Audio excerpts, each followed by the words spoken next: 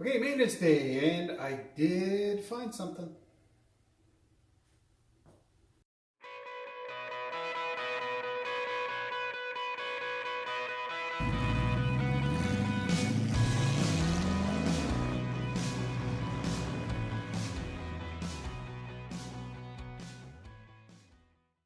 All right, following last episode, well, I can see a little leaky right there. See that? And that's from that drain plug, and I knew that was leaking a bit, so see if I get another crush seal for it.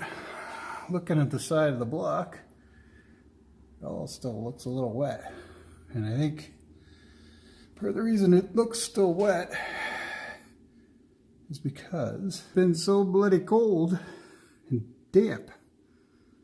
I haven't had snow, it's rain, a little bit of snow, a little bit of rain. So I think I'll give it another week.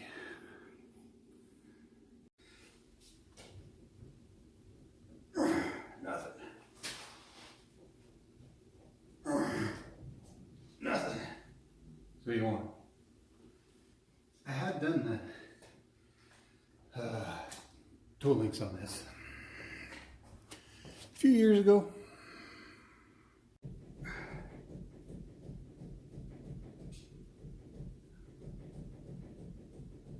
Wheels moving.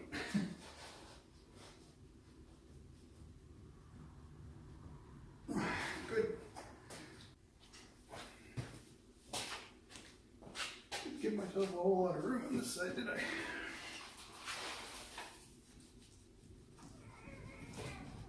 Nothing.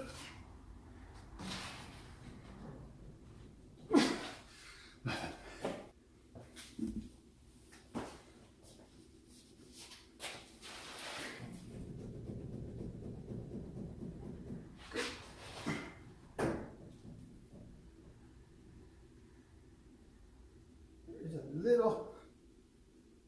Oh man.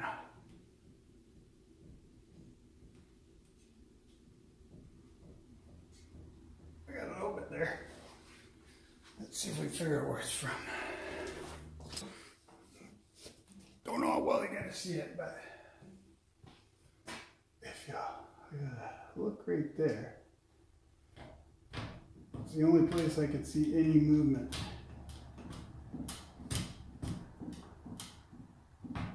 Ain't much. That's the only place, so I'll keep an eye on that one. It's not enough to worry about, and that's usually got load on it all the time, so.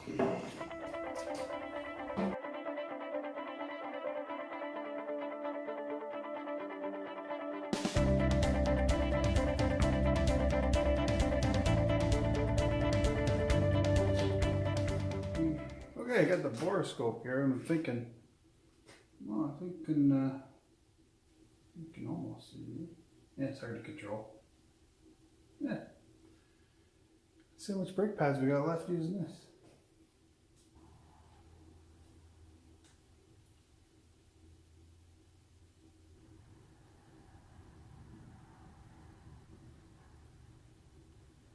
Oh, there you go. Just see it there. There you go. Yeah, lots of pad on that back side too. Let's try the front. Kind of fun. Oh, easy to see this one. Closer. Well, we got the blue stuff pads on this one. There we go. Oh yeah. Oh, it's dead. Alright, well, checked all the pads and we're good. Alright, next up is chicken transmission oil. Dylan always said you should have some come out of the drains at the back. And you're good. Let's see if we do. Probably should have something under to catch it just in case. Gear oil, it's going too fast. Yep. There it goes, you see it? So she's good and full. So that's good. Before it gets everywhere.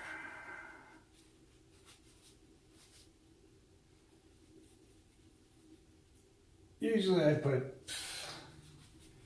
a few ounces in because I know it drips a little bit out of this.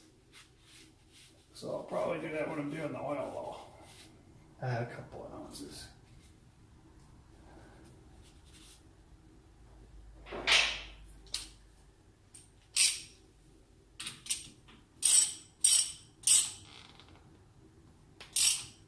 Not too tight, spray us.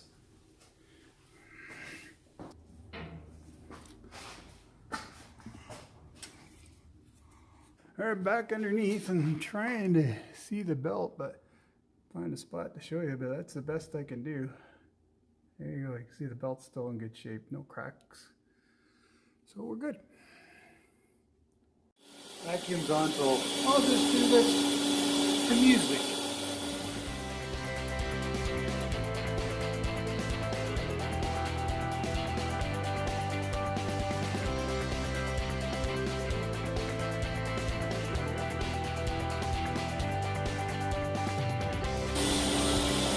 Couple flaps.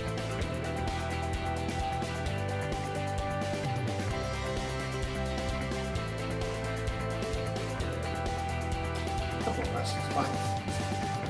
Stop them now before they get to service. Alright, well that's it for this week.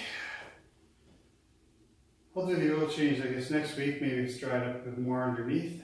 And that's about it, really. See what else comes of it.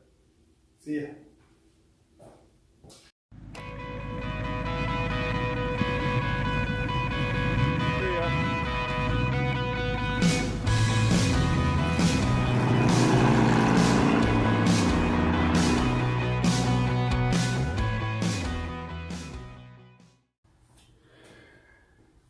Okay, oil. Drain goes good, flat, like slow leak anyway. So I tried one of those plug kits. First time trying it. Seems to work pretty good.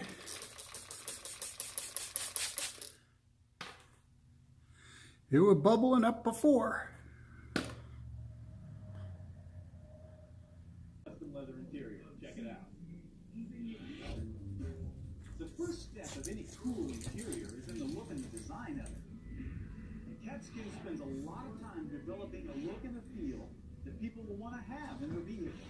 We are the world leader in interior transformation. It's not just about the single seat or just covering the seat. It's about really changing your complexity. Starting with top grain leather hides, the patterns are cut to exacting specs.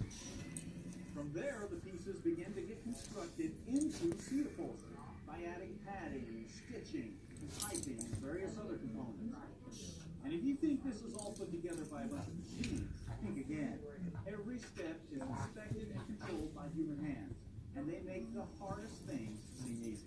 And when they're done with it, I'll roll some of the best seat upholstery kits.